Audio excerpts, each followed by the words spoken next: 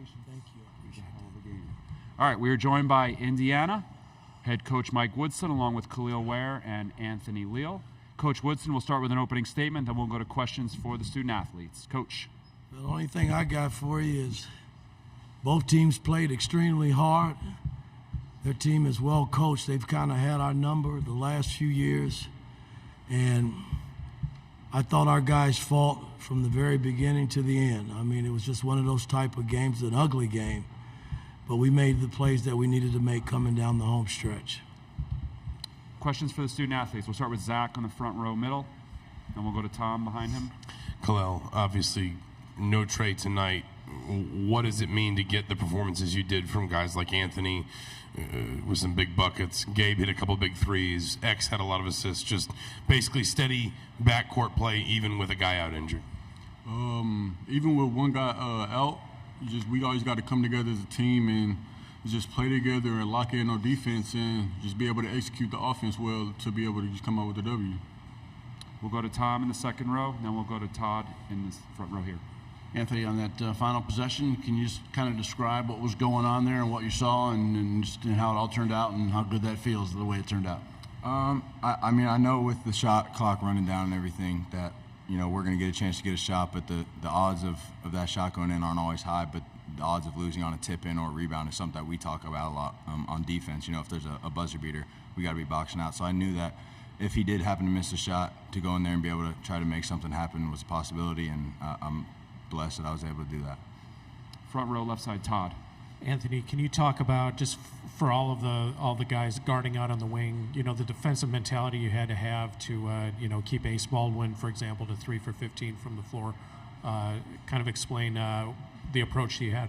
Yeah. Well, in our first two games, he was really comfortable just operating around the floor, being able to penetrate and make plays for everyone on his team. But coming into this game, we challenged our bigs to guard ball screens differently, and they did a really great job of that. And for wing guys like us, it made it so much easier to keep a guy like Ace, under corral and controlled. So props to the bigs for being able to execute that game plan. We'll stay in the front row. You all are 5-0 since Xavier returned. What is it that he's brought that's kind of helped you guys click, or just what in general has clicked of late? Kel'el, take that. Well, I feel like X, he brings, of course, the speed. He's also, you could say, a veteran. He's been in college for a minute. So just with him being on the court and his experience and just being able to lead us every time we go to a huddle, telling us what we need to do, fixing us if we make a mistake. And him just bringing that on the court, I feel like that really helped us out today, even the past 5 games. So. And he's ultra competitive. I'll add that. He just continues to add to our team's competitiveness because he hates losing more than anything. So I think that's a really great feature of him. We'll go on the right side, front row. Yeah, for either of you, in terms of confidence, especially in tight games, has there been a moment the last couple of weeks where you've kind of flipped on for you guys, or do you think it's been a gradual thing that you guys being battle tested a little bit, kind of going through some adversity, that's what has produced that? Anthony, take it. I think it's kind of a culmination of just the whole season, becoming more familiar with each other as players and learning how to win together. Sometimes it doesn't work out. For example, coming down the stretch at Illinois earlier in the season, we really felt like we could win that one, but we didn't make the right plays. And from that point forward, I feel like we've really had the right mindset going into the final 6-8 minutes of the game, that it's winning time and we're confident in each other to make plays and trusting each other and just continue to execute the game plan. Front row, left side, Jack. Yes, for either of you guys, it seemed like it was a very physical game. I guess, how do you guys handle that? How do you approach that? When you don't want to shy away from the physicality, but you also don't want to pick up too many fouls. Just how do you kind of approach that?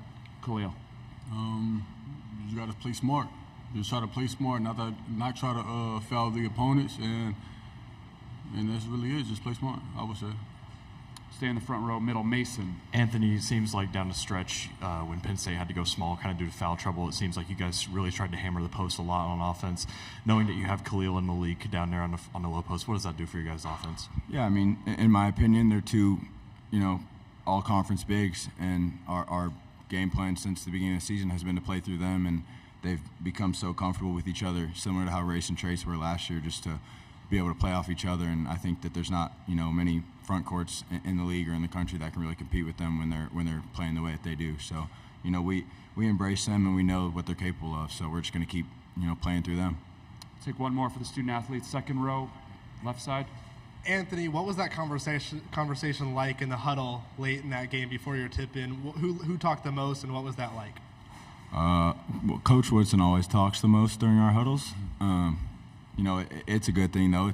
It's what he does. But, you know, we're all kind of collectively, you know, words of encouragement. You know, it's winning time. It's time to win this game. You know, we're going to get this done.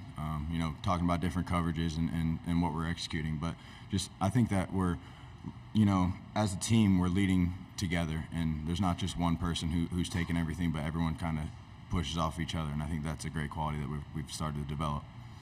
Thank you, guys. You can head back to the locker room. Congratulations. We'll continue with questions for Coach Woodson. If you have a question for Coach Woodson, please raise your hand and we'll get a mic to you. We'll start with Zach in the middle, left side, or right side.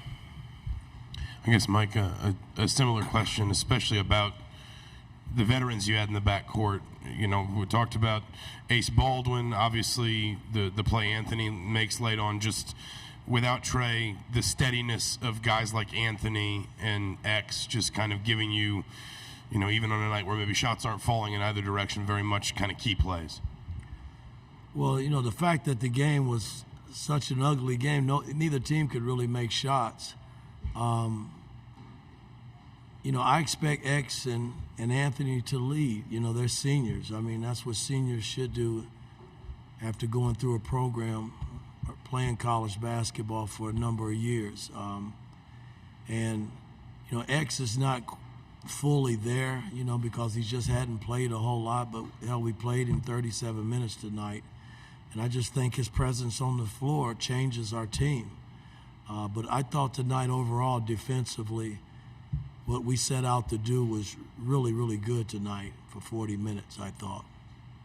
Left side front, Daniel. Yeah, Mike. A few weeks ago, you mentioned that you've had a few teams in the past have, I guess, clicked late in the year.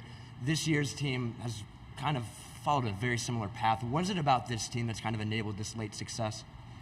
Well, again, I keep mentioning Xavier, but, you know, getting him back gives us some stability a little bit in the backcourt.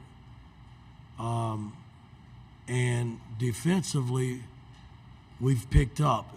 Offensively, we've made shots. We didn't tonight, but in the previous 4 games, we've really been shooting the ball extremely well from the three-point line. And we've been making our free throws. So when you defend and you do those 2 things, we sharing the ball. I mean, I think in our last 4 games, I charted it with number 1 in the Big Ten in assists. So, I mean, everything is clicking. And in order to beat teams in the Big Ten, you got to play at a high level every night, man. Front row, right-hand side. Yeah, Mike, Anthony was saying that he felt the Illinois game was maybe a turning point for your kind of guys in the final 6 minutes. Did you feel that as well, that you've kind of figured out those late game situations, not made as many mistakes down the stretch since that game? Well, it's been a number of games. I mean, the Michigan State game, Izzo's team took us right to the end, and we didn't buckle. We made, you know, winning plays to secure the game, and defensively we was very solid in that game as well. You know, it's taken us a while, man, you know, to really put it together, and unfortunately losing Gallo hurts, man, but, you know, we can't stop here and complain, man. We just got to, next man up, whoever plays, just got to give us something while he's out there to help us win. Front row, Todd. Mike, Anthony spoke about the change of the defense on ball screens from the bigs. Can you elaborate on that and just how well the plan that you guys put into place was implemented? Well, the first 2 times we played Penn State, we dropped, and they just dissected everything that we did. The second time we played them, we tried to trap, and they made threes. They made 9 threes in one game and 12 in the next game. So we just tried to stay as close to Baldwin as we could. Our bigs were more up,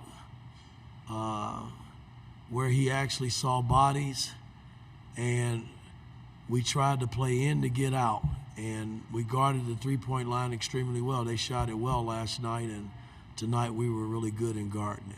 Take 2 more. Tom in the second row middle. Mike, two quick things, if you don't mind. One, are you hoping for Trey to be able to play it all this weekend, or do you not know? I don't know Okay. at this point. I really don't. All right. And then secondly, going all the way back to November, you had a lot of games where you needed to play well down the last stretch, too. I mean, I know we talked about Illinois, Michigan State, and all that stuff, but it kind of goes all the way back to the start of the season, right? These guys being comfortable playing in the last few minutes? Well, we had a lot of early games where teams really pushed us to the limit, and we didn't buckle in those games. But again, missing X during the stretch that we missed him, we went into another tailspin. When we went on that 4-game losing streak, man, we were all reaching and searching.